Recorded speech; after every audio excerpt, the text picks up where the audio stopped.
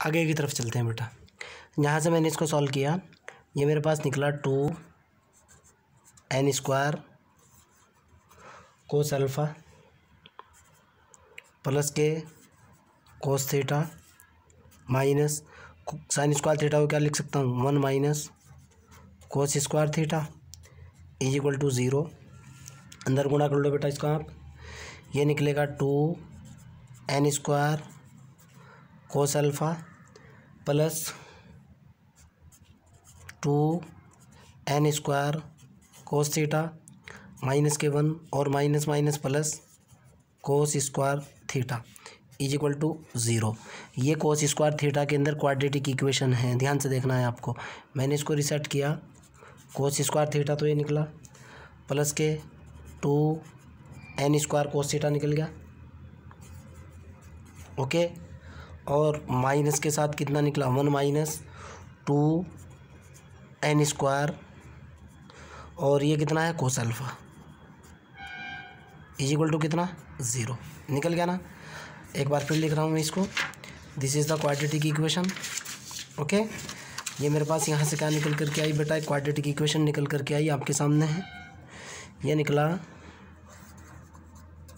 कोस square theta plus के 2n² cos theta minus 1 minus के 2n² cos alpha is equal to 0, जो कि क्या है एक क्वाड्रेटिक इक्वेशन है। क्वाड्रेटिक इक्वेशन है आपके सामने है, और क्वाड्रेटिक इक्वेशन किसके अंदर है कोस थीटा के अंदर है, ओके।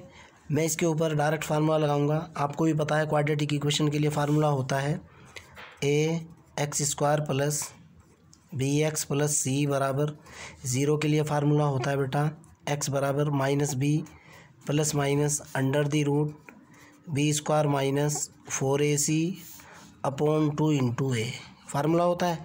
डायरेक्ट यूज़ किया मैंने इसका, मेरे पास निकल गया कितना बेटा cos theta is equal to, ध्यान से देखना है, माइनस बी यानी 2n²। डायरेक्ट हल कर रहा हूँ बेटा, तो बच्चे वाली बात है, तो आप खुद हल कर लोगे। ये निकल कर के आएगा n² plus minus under the root 1 minus 2n² cos square n² cos alpha और प्लस n की पावर 4, ओके।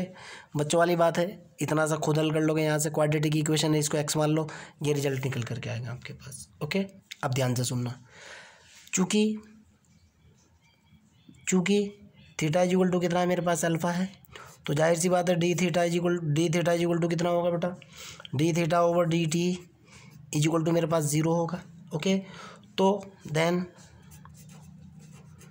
ये एंगल है मेरे पास, मैंने इसको जब भाई जाहिर सी बात है ये आपका क्वाड्रेटिक इक्वेशन है, इसके 2 रूट निकल करके आएंगे हल करने के बाद, आपके सामने ये रूट निकल करके आएंगे, ओके। मैंने इनमें से नेगेटिव रूट को ख़त्म कर दिया, पॉजिटिव रूट लेकर के चला, ओके। और मैंने इसमें से पॉजिटिव रूट के लिए इसका पहला रूट मान लिया कि सपोज दैट कोस थीटा 1 है।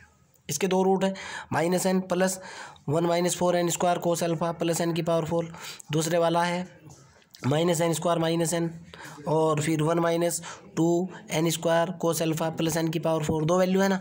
मैंने इसकी नेगेटिव वैल्यू रिजेक्ट कर दी, देखो कौन कौन सी है। कोस थीटा की एक तो वैल्यू है माइनस के n plus under the root 1 minus 2n² cos alpha plus n की पावर 4, और एक कोस थीटा की वैल्यू है minus n minus under the root, ये वाली सेम वैल्यू।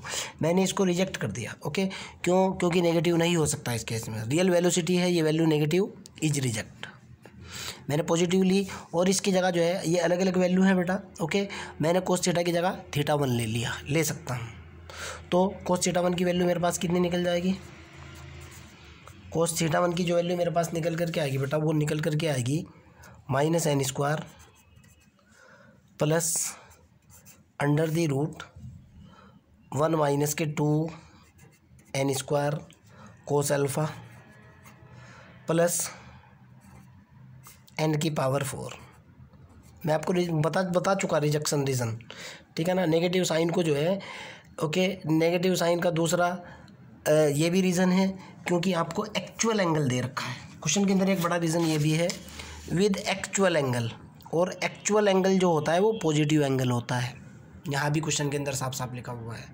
और दूसरी बात ये है भाई, इस पोजीशन में एंगल नेगेटिव नहीं हो सकता, इसलिए मैंने इसको रिजेक्ट कर दिया नेगेटिव वाले को, with the condition with actual angle. आगे की तरफ चलते हैं। ओके, नाउ जो मेरे को कैलकुलेट करना है, मोशन की बात कर देता हूँ मैं। The motion of the particle, now motion of A particle क्या होगी मेरे पास, मोशन ऑफ पार्टिकल, जिस पार्टिकल की बात कर रहा है बेटा,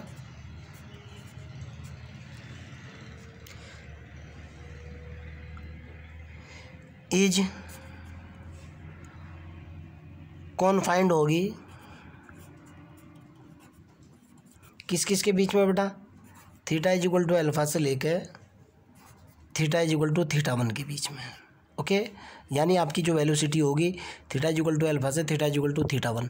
आप समझो भाई, एक theta is equal to alpha तो क्वेश्चन के अंदर दे ही रखा है, हमारे पास रिजल्ट कहाँ तक निकल करके आया, थीटा 1 तक आया ना, यानी आपकी वेलोसिटी तो यहीं से यहीं तक होगी। अब वेलोसिटी इससे अबव जाएगी या इससे नीचे जाएगी उसकी बात कर लेते हैं। ओके, ध्यान से सुनना, जो क्वेश्चन के अंदर कह रहा है फाइंड द रिजल्टेंट, ये मैं कैलकुलेट कर चुका हूँ, find the resultant velocity of A particle, इसकी बात कर रहा हूँ मैं।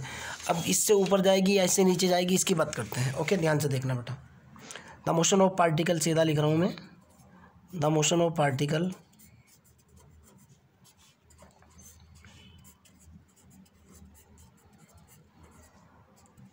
अबव वाला केस ले रहा हूँ, विल अबव होगी।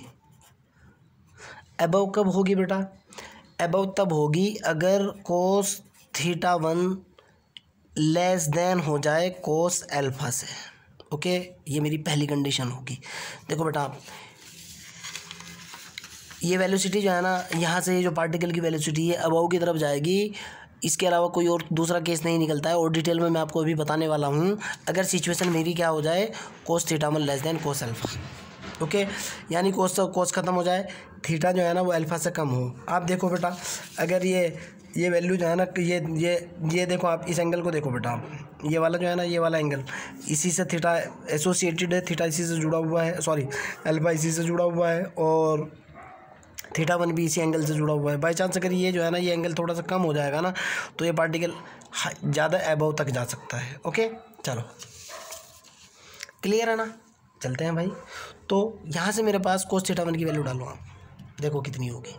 यहाँ से मेरे पास होगी, मैं ये वाला केस लगा रहा हूँ, ये हो जाएगी माइनस के n square plus minus under the root 1 minus 2n square cos alpha plus n की power 4 less than cos alpha. अगर मैं इसका दोनों तरफ से स्क्वायर करता हूँ, ध्यान से देखना है, इसको उधर ले जाऊँ आप, ये निकल करके आ बेटा अंडर द रूट 1 माइनस के 2n square cos alpha plus n की पावर 4 लेस देन कितना होगा बेटा, ये होगा मेरे पास n स्क्वायर प्लस के कोस अल्फ़ा। मैंने किया स्क्वायरिंग बोथ साइड,